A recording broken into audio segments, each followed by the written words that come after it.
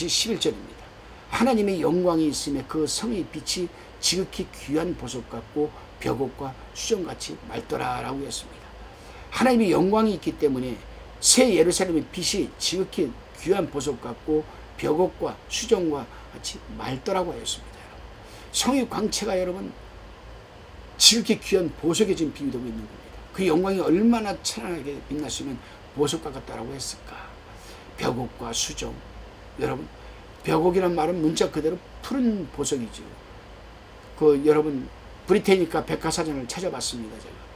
근데 거기에는 이 벽옥이 무수규산에 석영된 불투명한 광물에서 나오는 것으로 언뜻 보기에는 붉은 돌처럼 보이지만 사실은 갈색, 노란색, 흰색, 푸른색 등 다양한 색깔을 반영하고 있는 보석으로 되어 있다라고 여러분 정의하고 있습니다. 참 휘황찬란한 거죠. 여러분. 그래요 여러분.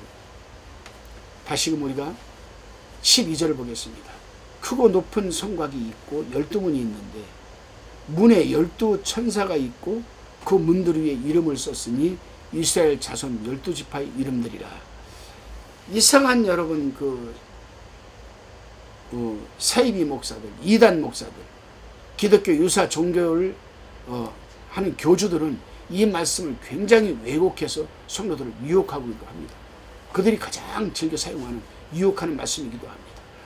크고 높은 성곽, 엄청나게 여러분 커서 경이적으로 할 수 있죠. 경이적이라 12문이라고 했습니다.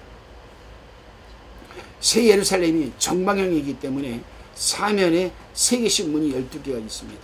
이 문 돌 위에는 이스라엘 자손 12지파의 이름이 기록되어 있습니다. 뭐 이상한 사이비 목사들은요, 이단 목사들은요, 이 3개씩 이름이 기록되는 여기에 12지파의 이름들이 우리가 써 있어야 된대요. 그러니까 자기 교회나 자기 단체나, 교회도 아니죠. 사실 뭐 교회입니까? 자기한테로 오면은 그 12문에 이름이 쓸 수 있다. 근데 가니까 뭐라고 그러냐면 그 이름이 쓰여지려면은 헌신과 봉사를 많이 해야 된다. 지금 우리가 곧 주님이 오시는데 남편이 무슨 소용이고 애들이 무슨 소용이고 교육이 무슨 소용이 돈이 무슨 소용이 있냐. 매니매니 많이 갖고 와라. 그래야 하늘에 쌓아도 하나님의 일을 해야 이름이 기록된다. 그런데 그들이 그 돈 가지고 하나님의 일을 합니까? 더 크게 땅 사가지고 더 크게 짓고 자기는 그냥 막 아방궁처럼 하고 살고 전부 사기죠. 그래요. 천년왕국 사태의 성전이라는 에스겔 성전도 동서남북으로 문이 3개씩 모두 12지파의 문이 있는데 이스라엘 각 지파의 이름을 따서 그 문들이 이름을 붙였는데 동쪽에 3문, 북쪽에 3문, 남쪽에 3문, 서쪽에 3문이라고 했습니다. 이 12성문에는 구약 성도인 이스라엘 12지파의 이름들이 기록되어 있고 성의 기초석에는 신약 성도인 12사도의 이름이 기록되어 있습니다. 그러므로 12문 위에 기록된 이스라엘 12지파의 이름도 상징이 아닌 여러분 실제적인 것을 우리는 알 수가 있습니다. 12천사라 했습니다. 12문에는 문마다 천사가 있습니다. 지키고 있는 거죠. 이 천사들은 문을 지키는 문지기가 아니에요. 지키고 있는 거지만은, 문을 지키고 있지만은 문지기가 아니라 하나님이 계시는 새 예루살렘에는 위협을 받지 않는 가장 안전한 곳인데 문 지킬 이유가 어디 있겠습니까? 그러므로 문지기가 더 이상 필요치 않다. 그러므로 새 예루살렘 성문에 배치된 천사는 문지기가 아닌 섬기는 봉사자의 역할을 하게 되는 겁니다. 문을 앞에 지키고 있으면서 여기서 지킨다라는 것은 뭐 남이 못 들어오도록 막는 그런 게 아니고 지킨다라는 것은 자기 위치 포지션을 지키고 사람들이 오게 될 때 그들을 안내하고 봉사하고 헌신한 자들을 얘기하는 겁니다. 13절을 보겠습니다. 동편의 3문, 북편의 3문, 남편의 3문, 서편의 3문이니. 근데 여기서 보니까요. 동서남북 이렇게 얘기하는 게 아니라 동쪽을 먼저 3문을 얘기하고 서가 안 나오고 북편의 3문, 남편의 3문, 서편의 3문 이렇게 얘기를 하고 있습니다. 12문은 동편의 3문, 북편의 3문, 남편의 3문, 서편의 3문 되어 있는데 출입이 자유롭고 영위하도록 문이 12개나 된다고 합니다. 그 어떤 건조물이나 지상의 성에도 이만큼 문이 많은 것은 없지요. 그래요 여러분. 이 문들은 항상 닫지 않고 영원히 열어두는 문입니다. 14절 그 성에 성곽은 12기초석이 있고 그 위에 어린 양의 12사도의 12이름이 있더라. 그 성의 성곽은 12기초석으로 되어 있습니다. 이 말은 이해하는 데 약간의 어려움이 따릅니다. 여러분 잘 들으시기 바랍니다. 성벽 전체가 보석으로 된 여러분 기초석 위에 세워진 것은 확실합니다. 그러나 그 기초석이 12문들 사이에 있는 각 성곽 부분을 말하는 것인지 아니면 성곽 전체가 12층으로 된 기초석 위에 세워진 것인지는 확실하지 않습니다. 만일 12문들 사이사이에 12가지 보석으로 기초석을 놓았다면 새 예루살렘의 성곽은 12가지 다양한 기초석 위에 세워진 특이한 여러분 건조물이라고 할 수가 있는 것이죠. 그리고 만일 성곽 전체가 12층으로 된 기초석 위에 세워졌다면 12가지 보석을 같은 규모로 쌓지 않고 계단식으로 아마 쌓아 올리지 않았을까. 그 어떤 경우든 성곽의 기초석이 눈에 보이게 드러나 있다는 점을 우리는 기억해야 되는데 12사도의 이름이 있습니다. 원래 기초석은 세상 성벽인 경우 눈에 보이지 않게 쌓는데 이것은 좀 특이하다고 하겠죠. 동상을 세울 때 그 기초를 중심으로 여러 층으로 쌓아 놓는 것을 연상하면 새 예루살렘 성곽을 이해할 수가 있을 겁니다. 제 생각에는 새 예루살렘의 규모가 어마어마하게 크기 때문에 성곽의 기초석 규모도 엄청나리라 생각을 하게 됩니다. 15절입니다. 내게 말하는 자가 그 성곽 그 문들과 성곽을 청량하려고 금갈대를 가졌더라. 금갈대. 성경에서 길이를 잴 때는 갈대나 줄을 주로 사용했는데 긴 것은 줄을 사용하고 짧은 것은 갈대를 사용했습니다. 거룩하고 신성한 도성을 청량하는데 순수성과 신성한 의미를 지닌 금으로 청량하는 것이 여러분 바람직합니다. 금은 변하지 않습니다. 그러므로 금갈대로 청량한 새 예루살렘의 규모와 지수는 확고부동한 것으로 믿어야 한다는 의미를 내포하고 있습니다. 다시금 16절입니다. 그 성은 네모가 반듯하여 정강이 같은지라 그 갈대로 그 성을 청량하니 1만 2천 스타디온이요 장과 광과 고가 같더라. 그 길이, 넓이, 높이가 다 같다라는 겁니다. 그래서 네모 반듯한 여러분 성이라고 했습니다. 그 성을 청량하니까 12,000 스타디온으로라고 했는데 장과 광과 그러니까 길이와 넓이와 높이가 똑같다는 거죠. 그러면 스타디온이라는 것은 약 185m를 정도는 단위거든요. 그러면 12,000 스타디온은 약 2,200km가 되겠죠. 2,200km. 마일로 따지면 약 1,400마일 정도가 됩니다. 네모가 반듯하다는 것은 장방형을 말하는 것이고요. 자, 그러니까 여러분 참 너무도 아름답고 화려한 성인데 완전한 정입방체, 이 길이, 폭, 높이가 똑같은 입방체 무엇을 뜻하는 것일까? 그래요, 여러분.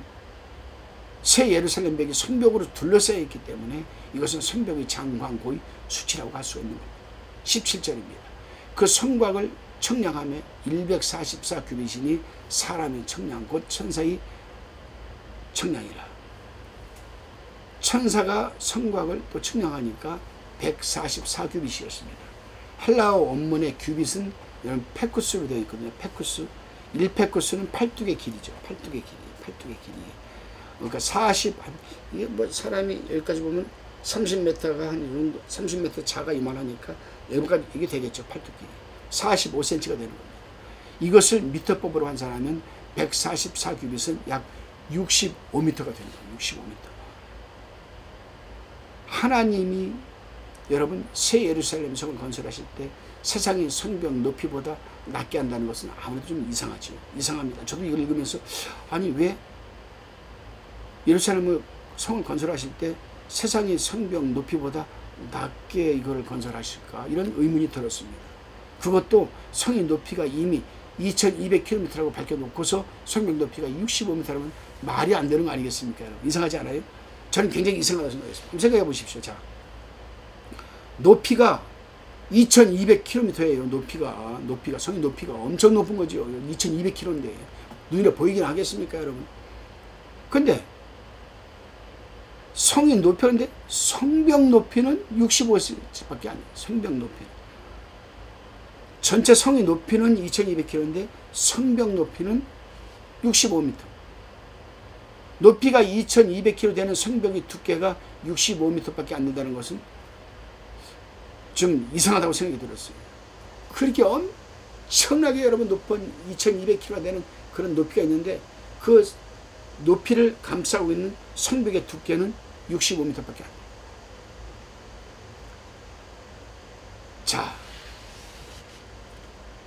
제 개인적인 생각입니다. 65m라는 성곽 치수는 성벽의 높이가 아닌 두께입니다. 두께라면 여러분 장난 아니에요. 65m라면 65m인데 65m면 얼마, 물론 높이는 생각하면 이상하다. 이게 65m보다. 근데 성벽의 두께라고 생각을 하다 보니까 62m가 장난은 아니라 이 말이죠. 자, 18절을 보겠습니다. 그 성곽은 벽옥으로 쌓았고 그 성은 정금인데 맑은 유리 같더라. 여기서 맑은 유리 같은 정금입니다. 성곽은 벽옥으로 쌓였고 그 성은 정금인데 맑은 유리 같더라고 했습니다. 새 예루살렘 성 안에는 각종 보석으로 지은 다양한 건물도 많은데 성이 정금이라고 하는 것은 언뜻 보기에 좀 모순된 것처럼 보이죠.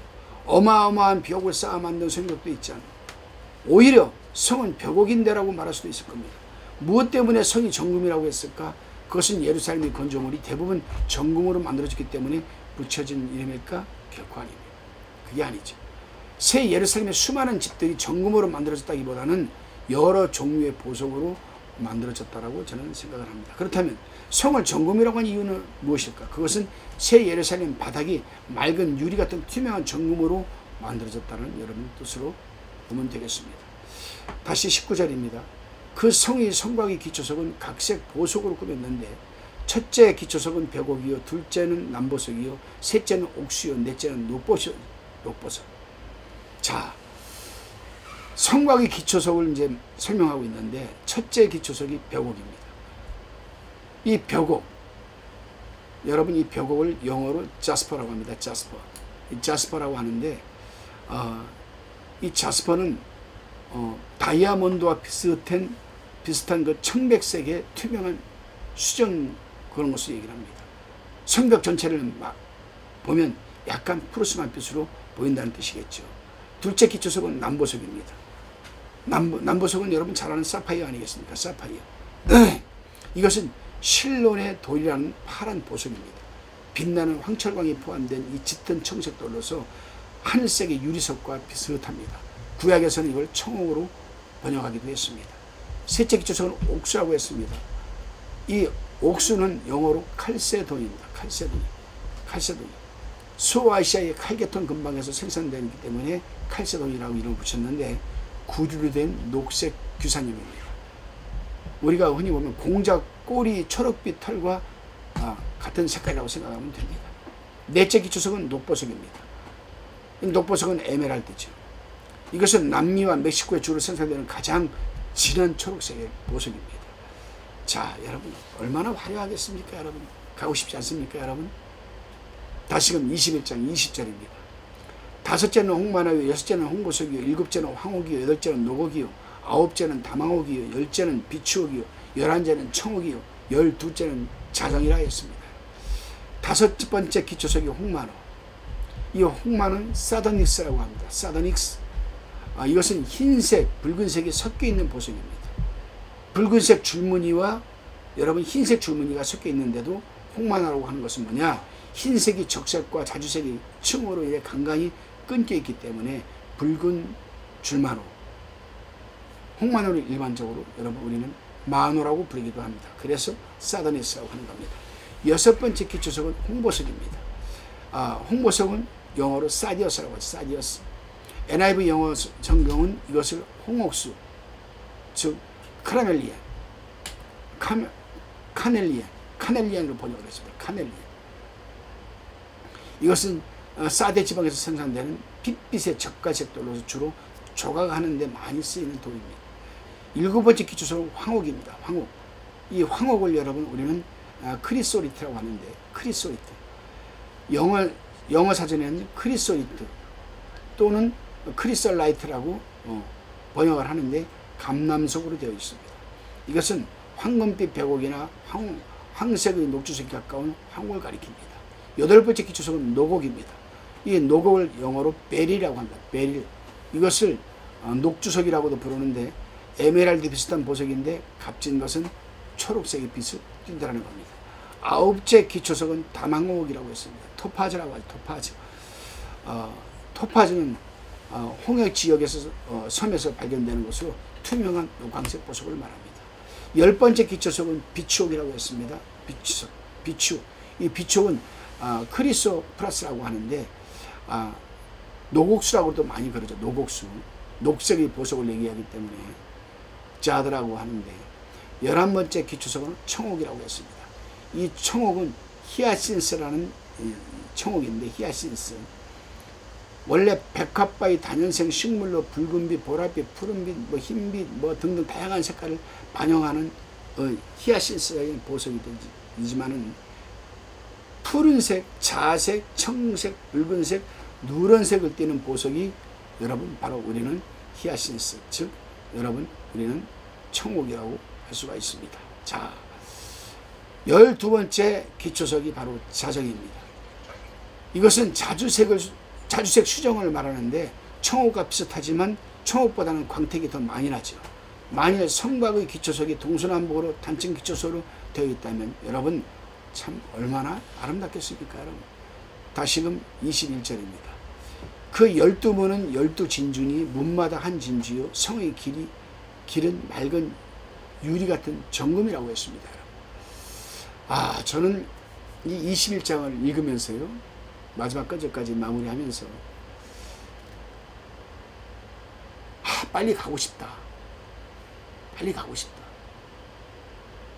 그런데 지금 가면 안 되지. 사명이 남아있는데.